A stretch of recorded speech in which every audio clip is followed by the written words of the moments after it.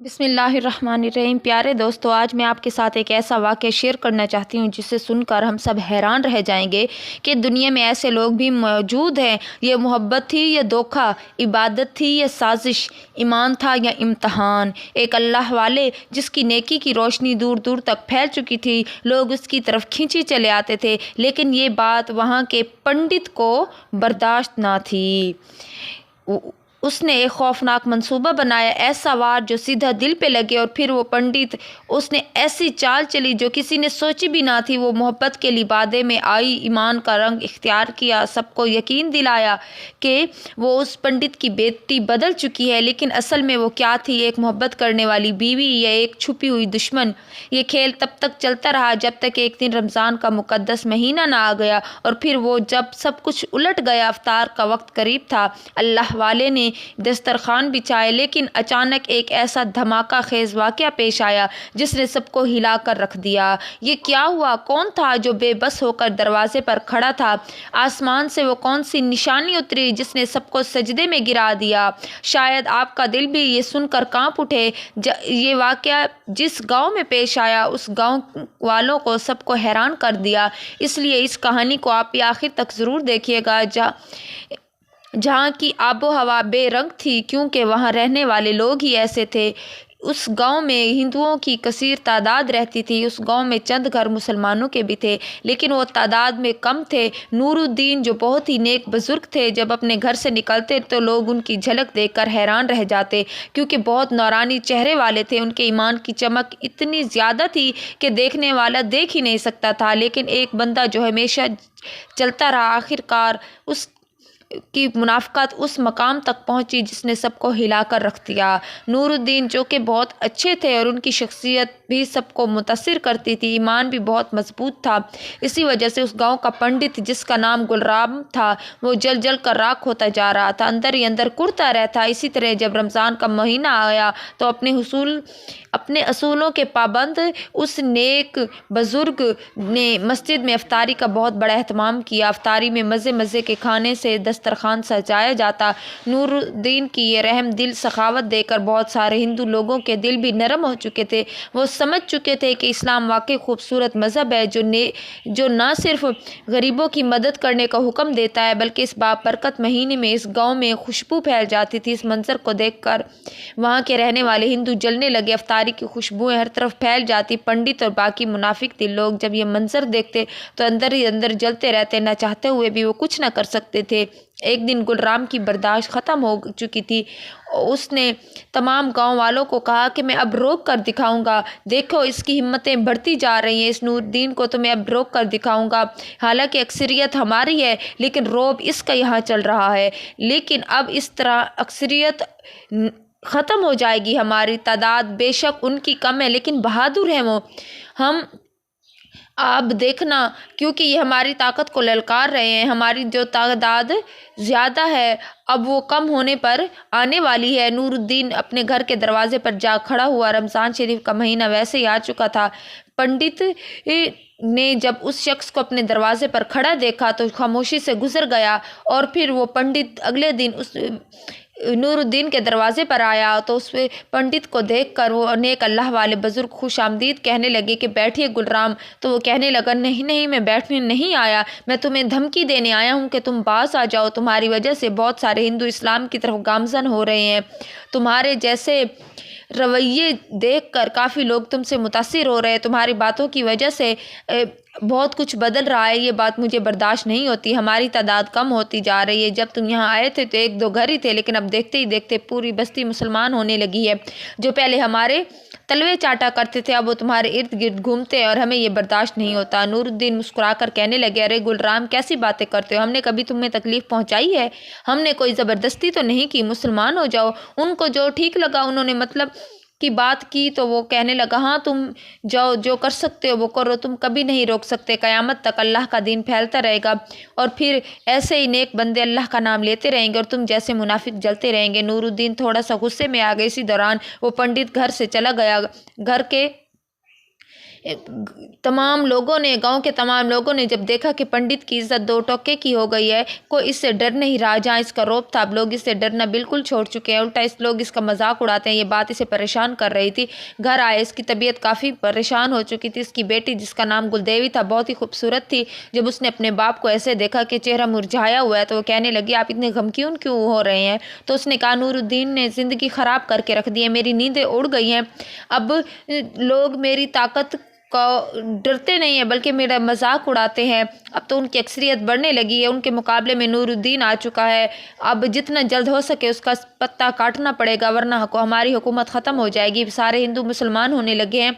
उनकी बातें जो है तमाम हिंदुओं को मुतासिर करने लगी हैं। तो गुल देवी ने कहा कि आप छोड़िए, इन बातों का क्या फ़ायदा, हम सब इनसे डरते भी नहीं है और हमें कोई परवाह नहीं है लोगों की कि वो जैसे भी जिएं। तब वो पंडित भड़क उठा कि ऐसा कैसे हो सकता है, तुम कैसी हो, तुम पंडित की बेटी होकर ऐसी बातें कर रही हो, क्या तुम भूल चुकी हो कि मैं जो चाहता हूँ वो मैं करके रहता हूँ, मैं जो मुंह से निकालता हूँ नौकरों की तरह हर कोई मेरी बात मानता है। अब तो हमारी इज्जत दो टके की हो जाएगी। गुलदेवी समझ गई तो कहने लगी, अब्बा जी माफ़ कीजिए, लेकिन अब हम कर भी क्या सकते हैं। अभी बाप बेटी बातें कर ही रहे थे कि इसी दौरान गाँव के कुछ लोग आए और कहने लगे कि पंडित जी एक बहुत बुरी खबर लाए हैं। तो वो कहने लगे, मैं पहले भी काफ़ी परेशान हूँ, हर तरफ से मुझे परेशानियाँ ही परेशानियाँ सुनने को मिल रही हैं, अब बताओ क्या मसला है। तो वो कहने लगा कि हमारे गाँव के 10 लोग मुसलमान हो चुके हैं और उन्होंने रोज़ा रखना भी शुरू कर दिया है। हमारी तादाद में कमी आती जा रही है, लोग हमारे मज़हब का मजाक उड़ाने लगे हैं। तुम लोग कुछ करो न करो, अब हम इस परेशानी में कैसे रहे। अभी ये बातें हो ही रही थी कि पंडित का रोब ख़त्म हो चुका है, कि गली का कुत्ता भी इससे नहीं डरता। तो ये बातें सुनकर उसकी बेटी गुस्से में आ गई, कहने लगी कि तुम सब खामोश हो जाओ, मैं ऐसा बदला लूँगी कि तुम देख लेना। तो वो कहने लगे, तुम क्या कर सकती हो, तुम कुछ भी नहीं कर सकती। तो गुलदेवी ने कहा कि आप ऐसा कीजिए कि मुझे उस नूरुद्दीन से मिलवाइए, मैं देखूं कि आखिर वो कैसी शख्सियत है जिसे देखकर सब हमारे मज़हब को छोड़कर उनकी तरफ बढ़ रहे हैं। और फिर जब वो गली में बाहर निकली तो उस टाइम नूरुद्दीन इफ्तारी के वक्त मस्जिद में नमाज़ पढ़ने के लिए जा रहे थे, बाकी लोग भी गुजर रहे थे। जब उस गुलदेवी ने नूरुद्दीन को देखा तो हैरान रह गई, जो पुरकशिश नूरानियत चेहरे के साथ मस्जिद की तरफ जा रहे थे। तो वो हैरान परेशान रह गई। और फिर तो वो जब उन्हें टिकटिक की बातें देख रही थी, तब वो नूरुद्दीन उससे कहने लगी, क्या बात है बेटी। तो वो कहने लगी, मैं आपको साफ साफ कहने आई हूँ कि आप मेरे वालिद को परेशान मत करें। पूरी रात वो जागते हैं, उन्हें आराम नहीं मिलता, आपकी वजह से उन्हें बहुत ज़्यादा मसाइल शुरू हो रहे हैं, इस गाँव में भी बदमज़गी फैल रही है। नूरुद्दीन मुस्कुराने लगे, कहने लगे, अरे बेटी तुम भी अपने बाप जैसी हो, अब मैं क्या कहूँ, हमें जाने दो, हमें नमाज़ पढ़ने मस्जिद जाना है। ये कहकर वो वहाँ से चले गए। गुलदेवी अभी इस्लाम के मुतालिक कुछ नहीं जानती थी, वो उनका पीछा करने लगी। पीछा करते करते वो मस्जिद के पास पहुंच गई। मस्जिद में पहले तो इफ्तारी का बड़ा सा एहतमाम था, जहां पर तमाम किस्म के खाने रखे गए थे, फल, मशरूबात, लजीज खाने। गुलदेवी ने जब सब देखा तो बहुत ज़्यादा मुतासिर हुई। एक नमाजी से पूछने लगी कि क्या पैसे लिए जाते हैं तुम सबसे ये खाना के तौर पर। तो वो कहने लगा, अरे लड़की तू नहीं जानती, रमज़ान शरीफ का महीना है और ये नूरुद्दीन का मामूल है कि वह रमज़ान शरीफ के महीने में पूरा महीना इफ्तारी का बंदोबस्त करते हैं। अल्लाह ने उनको रिस्क अता किया है, जिसकी वजह से वो लोगों को रोज़ा इफ्तार करवाते हैं। ये कहकर वो नमाजी मस्जिद में चला जाता है। और फिर गुलदेवी हैरान रह गई कि ऐसा कैसे हो सकता है। वो जो सोच कर आई थी उसके बरक्स हुआ, दिल ही दिल में कहने लगी, तभी मैं कहूँ लोग इस कदर इससे मुतासिर क्यों हो रहे, यकीनन कुछ तो है जिसने मुझे भी सोच में डाल दिया। वो घर आई तो उसका बाप उदास बैठा था, कहने लगा कि मेरी बिटिया रानी कहाँ गई थी, इस वक्त घर से बाहर क्यों निकली। तो वो कहने लगी, मैं अभी जो देख कर आ रही हूँ उसने मुझे सोच में डाल दिया है। वो पूछने लगा, बेटी आखिर क्या देख कर आई हो। तो गुलदेवी ने सारी बात बताई। तो अपनी बेटी से कहने लगा कि तुम्हें अपनी कोई परवाह नहीं होनी चाहिए, हमारे पास क्या है क्या नहीं, आहिस्ता आहिस्ता बस ये सोचो कि लोग मुझसे दूर होते जा रहे हैं, मुझे डर है कि कहीं तुम ना बदल जाओ। तो वो कहने लगी, नहीं बेटा नहीं अब्बा जी, मैं आपके हर आंसू का बदला लूँगी। ये कहकर वो वहाँ से चली गई। अगले दिन गांव के चंद लोग आए, कहने लगे, पंडित जी आज हम आपके पास एक फ़ैसला लेकर आए हैं कि अगर आप नूरुद्दीन को इस तरह के कामों से नहीं रोकेंगे तो फिर हम भी आपके साथ नहीं रहेंगे। पंडित ने जब देखा कि अब हालात और ज़्यादा मुश्किल हो गए हैं तो वो कहने लगा, तुम लोग फ़िक्र मत करो, तुम लोग अपने घरों में जाओ, मैं नूरुद्दीन से बात करूँगा। रात को अपनी बेटी को लेकर सीधा नूरुद्दीन के घर जाता है, दरवाजे पर दस्तक देता है तो नूरुद्दीन का बेटा जिसका नाम आरिफ था दरवाज़ा खोलता है। नूरुद्दीन की बेटी कहने लगी, अपने बाप को बुलाओ, कहाँ है तुम्हारा बाप। आरिफ कहने लगा कि अब्बा जी बाहर बैठने के लिए आ ही रहे हैं, आप लोग बैठे हो। तो आरिफ जो कि खूबसूरत नेक नौजवान था, बाप ने उसकी तरबियत भी अच्छी की थी। इस दौरान नूरुद्दीन दरवाजे पर आया। अरे पंडित क्या हुआ, तुम क्यों बार बार आ रहे हो? तुम क्या चाहते हो कि हम ये गाँव छोड़कर चले जाएं? लेकिन ये तुम्हारी बहुत बड़ी भूल है। ये सिलसिला ऐसे ही चलता रहेगा और तुम भी ऐसे ही जलते रहोगे। ये कहकर वो दरवाज़ा बंद कर देते। ये सारा मंजर गांव के तमाम लोग देख रहे थे। जब उन्होंने देखा कि पंडित का खौफ कम हो चुका है तो गांव वाले इसी दौरान कहने लगे, पंडित जी ये थी आपकी ताकत, आपने खुद देख लिया ना, फिर कल हमसे शिकायत मत कीजिएगा। अब घर में दुम दबाकर वो पंडित बैठ चुका था, क्योंकि अगर वो बाहर निकलता तो लोग इसका मजाक उड़ाते। इसी दौरान इसके चंद नौकर जाकर इसके पास बैठते हैं। और जब हिंदुओं की अक्सरियत थी, अब वहाँ मुसलमानों की तादाद बढ़ चुकी थी। सिर्फ चंद घराने मुनाफिकों के रह गए थे। एक दिन वो गुलदेवी आती है और रोते हुए कहती है कि गाँव वालों, मैंने यहाँ नहीं रहना, मैं मुसलमान होना चाहती हूँ, तुम लोग बहुत बुरे हो, बहुत बुरे हो। ये कहकर वो वहाँ से भाग जाती है। अब तो पंडित भी हैरान रह गए कि लोग भी हैरान रहे। पंडित जी क्या हो गया? आप हमें बयान देते थे, हमें ज्ञान देते थे, और आपके खुद के घर से गद्दारी हो रही है। दुश्मन आपके घर में मौजूद है, आपके खुद की अपनी बेटी भी गद्दारी कर रही है। अब हमें आप क्या सिखाएंगे? गुलदेवी भागती हुई आती है और आके नूरुद्दीन के कदमों की तरफ बैठ जाती है और कहती है कि मैं मुसलमान होना चाहती हूँ, मैं आपके ही दीन में शामिल होना चाहती हूँ।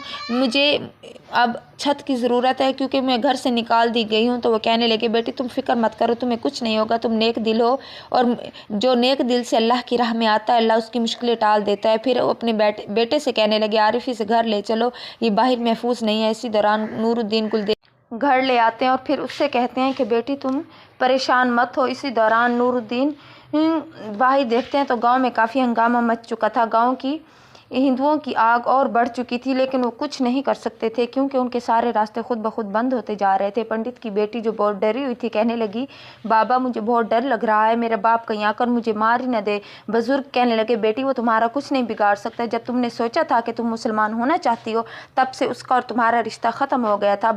अब वो तुम्हारा बाप नहीं रहा। लड़की अब थोड़ी इत्मीनान में आई थी, लेकिन कुछ दिन ऐसे ही गुजर गए। बुजुर्ग की बहुत तारीफ़ें हो रही थी, हर तरफ बुजुर्ग का चर्चा ही चर्चा था। पंडित तक जब ये बातें पहुंची तो वो जलता ही रहा। अब इसने घर से निकलना भी बंद कर दिया था। लोग उसके खिलाफ हो चुके थे। ऐसे ही दिन गुजरते जा रहे थे। एक दिन बुजुर्ग अपने बेटे के साथ और गांव के चंद मुसलमान लोगों के साथ बैठे थे। किसी दौरान गुलदेवी वहां पर बैठी आई तो वो कहने लगे कि तुम यहाँ क्या करने आई हो? तो वो कहने लगी कि मुझे आपसे ज़रूरी बात करनी है। मैं कब तक आप पर मुसल्लत रहूँगी? मुझे कोई ना कोई रास्ता तो ढूंढना होगा, कोई ना कोई घर जिसमें मैं हमेशा के लिए रह सकूँ, क्योंकि अब मैं इस मकाम पर हूँ। अब मेरे पास और कोई सहारा नहीं है। बस आपने मुझे छत दी है, आपका बहुत शुक्रिया अदा करती हूँ, लेकिन अब मैं क्या करूँ? मैं नहीं चाहती कि मैं आप पर बोझ बनूँ। नूरुद्दीन इस दौरान सोच में बैठे रहे कि फिर कहने लगे कि बेटा जवान है, अब मैं उसके लिए नामहरम हूँ, एक ही छत तले हम कैसे रह सकते हैं? नूरुद्दीन इस वक्त कहने लगे, बेटी तुम बिल्कुल सही कह रहे हो, लेकिन अब हम क्या करें भी तो क्या करें? अचानक नूरुद्दीन कहने लगे, ठीक है बेटी, मैंने एक फ़ैसला किया, मैं तुम्हारा निकाह अपने बेटे आरिफ से करवा दूंगा। अब तो तुम खुश हो ना? वो खुशी से झूम उठी और रोने लगी कि मैं ये आपका एहसान कभी नहीं भूलूंगी कि आपने मेरी उस वक्त मदद की जब मेरा कोई ना था। मेरे अपने मुझे छोड़कर जा चुके थे, हर कोई मेरा दुश्मन था। लोग बहुत खुश हुए जब ये खबर आग की तरह जंगल में फैली कि नूरुद्दीन अपने बेटे का निकाह गुलदेवी के साथ कर रहा है। तो लोगों में हंगामा मच गया और ये बात पंडित के कानों में पड़ी तो वो गुस्से से तिल मिला उठा। ये कैसे मुमकिन है? लोग कहने लगे, बस कर, अब ये रोब, अब ये दबदबा आप किसी काम का नहीं है, आपका डर किसी को नहीं है, अब ये गुस्सा करने का कोई फ़ायदा नहीं है, अब इसकी अपनी ज़िंदगी है, जो वो चाहे करे। लोग ये कहकर वहाँ से चले गए। गुलदेवी भी, जिसका नाम नूरुद्दीन ने बल्कीस रख दिया, बल्कीस आरिफ की बीवी बन चुकी थी। दोनों की ज़िंदगी बहुत ही खूबसूरत चलने लगी थी। दोनों में मोहब्बत बढ़ गई। नूरुद्दीन का घराना बहुत खूबसूरत हो चुका था, लोगों में उनकी इज्जत और बढ़ गई। एक पंडित की बेटी जो मुसलमान हुई, उससे पहले रहने के लिए छत दी, फिर उसका निकाह अपने बेटे से कर दिया। इस तरह उनकी अब पंडित का नाम ही ख़त्म हो चुका था, लेकिन अब भी जहरीले सांप की तरह वो अपने घर में दुम दबा कर बैठा था। हर कोई अपनी ज़िंदगी में मगन हो चुका था। ऐसे ही एक साल गुजर गए। अब एक बार फिर से रमज़ान शरीफ का महीना आ रहा था। आरिफ काम के सिलसिले में मुल्क से बाहर जा रहा था। नूरुद्दीन कहने लगा, बेटा अल्लाह तुम्हें आबाद करे, तुम्हारी नस्ल को बढ़ाए, क्योंकि अभी तक आरिफ की औलाद नहीं थी, लेकिन काम के सिलसिले में इसे मुल्क से बाहर जाना पड़ा तो वो बाहर चला गया। अब वो और नूरुद्दीन अब घर में अकेले थे। सब पहले की तरह चल रहा था। रमज़ान शरीफ का महीना आया। नूरुद्दीन हर साल की तरह इफ्तारी का एहतमाम करते, गरीबों में राशन तकसीम करते। इसी तरह गांव में रौनक लगी रहती थी। इस बार भी वो मस्जिद में इफ्तारी का एहतमाम करने वाले थे कि उनकी बहू कहने लगी, बाबा जी मेरे आरिफ की तनख्वाह अगले महीने आएगी, अब आप सारा राशन तो लोगों में नहीं दे सकते, हम क्या खाएंगे। नूरदीन कहने लगा, बेटी मैंने कोई तुमसे पैसे मांगे हैं, मेरा ये काम है और मैं ये खुद देख लूँगा। ये कहकर नूरदीन घर से चले गए। आज पहला रोज़ा था। लोगों में खुशी की एक नई लहर दौड़ चुकी थी। हर तरफ खुशबुएं थी। जब अफ्तारी का वक्त आया तो नूरदीन कहने लगे, बेटी तुमने रोज़ा नहीं रखा, ये बात बिल्कुल अच्छी नहीं है। चलो तुम्हारी तबीयत ठीक नहीं थी, लेकिन कल तुम लाजमी रोज़ा रखना है। बल्कि इससे कहने लगी, मेरी तबीयत बहुत ख़राब रहती है, बाद में रख लूँगी। आप कहाँ जा रहे हैं? अरे बेटी तुम्हें पता नहीं, मस्जिद में मैंने बड़ी अफ्तारी का एहतमाम किया है। रमज़ान शरीफ की आमद की खुशी में गाँव के हर ख़ास और आम को अफ्तारी की दावत दी है, जो हर साल की तरह होता है। लेकिन तुम्हारा ये पहला रमज़ान है इस घर में, इसलिए तुम्हें पता नहीं है। ये कहकर वो वहाँ से चले गए। उन्हें क्या पता था कि अब आगे क्या होगा, या ऐसा होगा जो सबको हिलाकर रख देगा, जो सबकी अकल को ख़त्म कर देगा। और फिर ऐसे ही 3 दिन गुजर चुके थे। आज जुम्मा का दिन था। नूरदीन ने रोज़ा रखा और इसी तरह बड़ी अफ्तारी का एहतमाम किया गया। अफ्तारी के साथ साथ सहरी भी हो चुकी थी। दोपहर का वक्त था तो वो अपने ससुर से कहने लगी, बल्किस कि मैंने आज आपसे बहुत ज़रूरी बात करनी है। मुझे ये बात बिल्कुल पसंद नहीं कि आप घर का राशन उठाकर दूसरों को दे रहे हैं। न जाने मुझे तो आप 1 रुपया भी नहीं देते। आप हर बार इसी तरह ही करते हैं, लेकिन अब इस बार ऐसा नहीं होगा।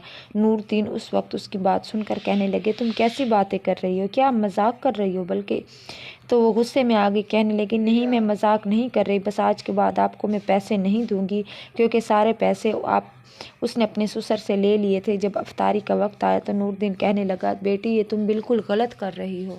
बेटी तुम्हें क्या हो गया है? तो वो कहने लगी कि कुछ नहीं है।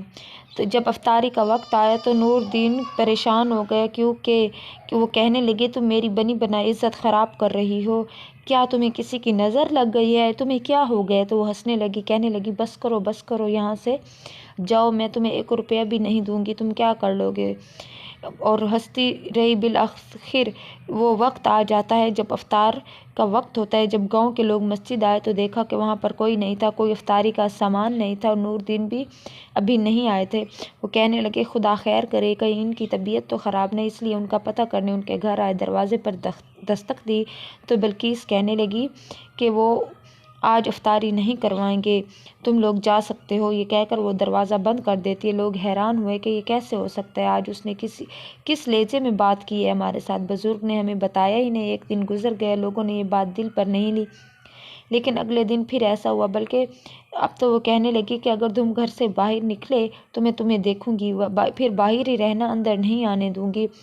अब वो नूरदीन को घर में बंद रखने लगी। वैसे भी अब बुजुर्ग हो चुके थे। अगले दिन जब मस्जिद में लोग इफ्तार के वक्त गए तो उस दिन भी नूरदीन मस्जिद में नहीं थे और ना ही इफ्तारी का सामान था। अब लोग परेशान हुए, न जाने कहीं उन पर कोई मुसीबत ना आ गई। सब उनके घर आए और कहने लगे, नूरदीन साहब बाहर निकलिए, कि आपकी तबीयत ख़राब है। इसी दौरान बल्किस बाहर आई। कहने लगी, तुम लोगों को एक बात समझ नहीं आती, वो नहीं जाएंगे, उन्होंने मना किया है। जो भी आए कह दो कि मेरी तबीयत ख़राब है, वो अफ्तारी भी नहीं कर पाएंगे, लिहाजा तुम लोग जा सकते हो। लोग कहने लगे, नहीं ऐसा नहीं हो सकता, तुम झूठ बोल रही हो, आज तक उन्होंने कभी ऐसी बात की भी नहीं है, हमें एक बार उससे मिलने दो। बल्कि वो कहने लगी, ये घर मेरा है, तुम लोगों का यहाँ कोई हक नहीं है, तुम लोग यहाँ से जाओ, अब यहाँ मेरा हुक्म चलता है, चले जाओ।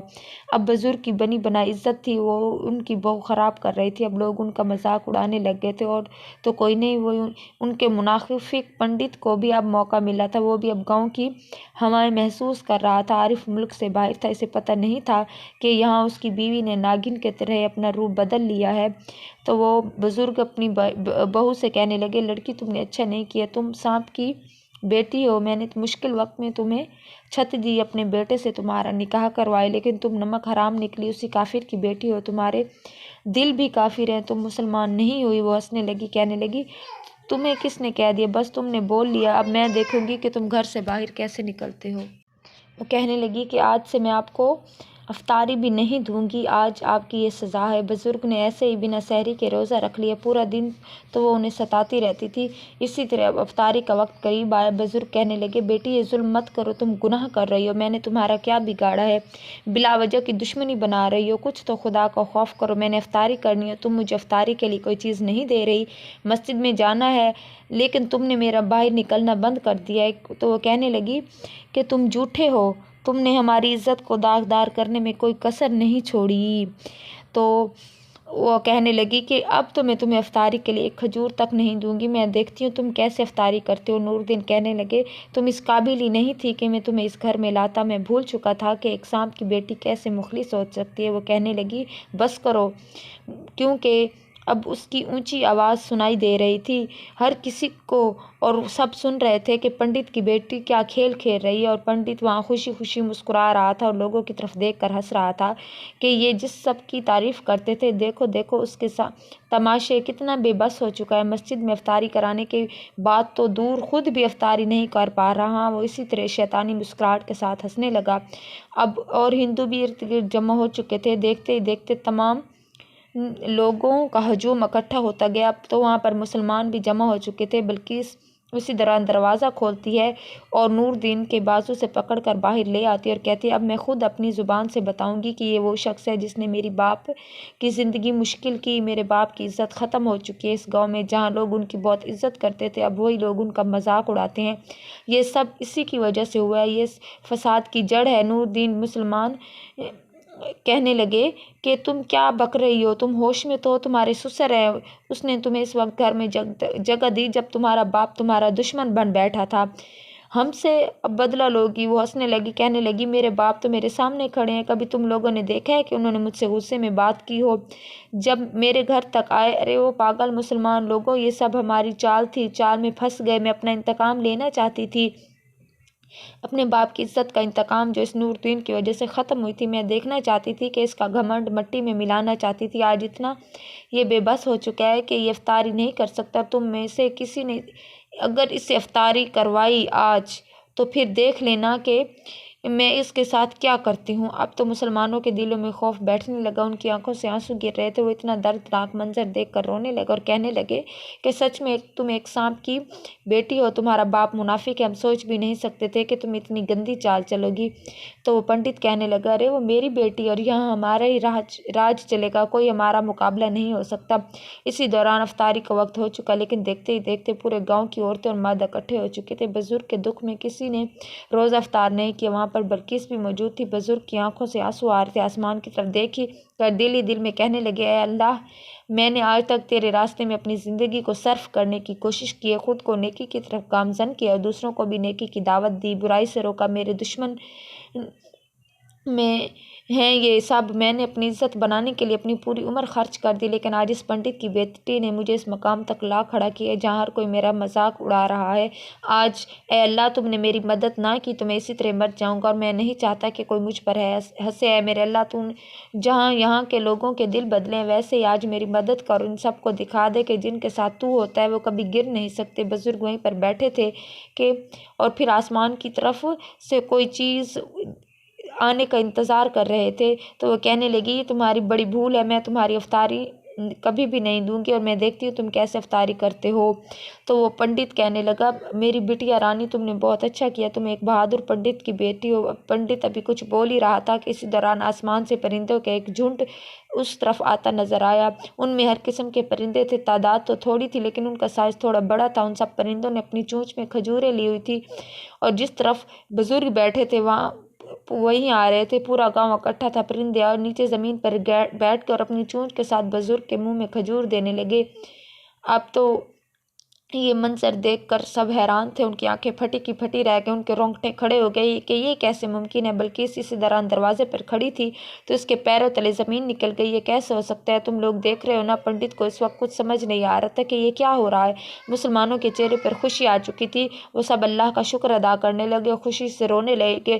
بزرگ بھی آسمان کی طرف دیکھ کر اے میرے اللہ، بے شک آج تو نے منکروں کو دکھا دیا کہ جو تیرے راستے پر چلتا ہے، جو تجھ پر توکل رکھتا ہے، تو کبھی بھی اسے گرنے نہیں دیتا، چاہے جتنے بھی دشمن اس کے آس پاس کیوں نہ ہو۔ یہ سارا منظر وہ دیکھ رہی تھی، بلقیس کی آنکھوں سے آنسو گر رہے تھے، پنڈت کا دل بھی پگھل چکا تھا، ہر کسی کو صاف نظر آ چکا تھا کہ اللہ کی مدد کیسے ہوتی ہے۔ جیسے پرندے اپنی چونچ میں کھجوریں لے کر وہاں آئے، وہاں سب لوگ دنگ رہ گئے۔ پنڈت کی بیٹی جو اس پورے منظر کو حیرانی سے دیکھ رہی تھی اچانک بول پڑی یہ کسی عام انسان کا معاملہ نہیں، یہ تو اللہ والوں کی کرامت ہے۔ پنڈت نے بھی آنکھوں میں आंसू लिए कहा, हमने आज सच को अपनी आंखों से देख लिया। जो खुदा अपने नेक बंदों के लिए परिंदों को भेज सकता है वही सबसे बड़ा है, क्योंकि वो खुदा और हम दुनिया में बैठे खुदा बने बैठे हैं जो हर चीज़ पर कादिर है। अच्छी तरह सब ने इस बुजुर्ग शख्स से माफ़ी मांग ली और कलमा पढ़कर दिल से मुसलमान हो गए।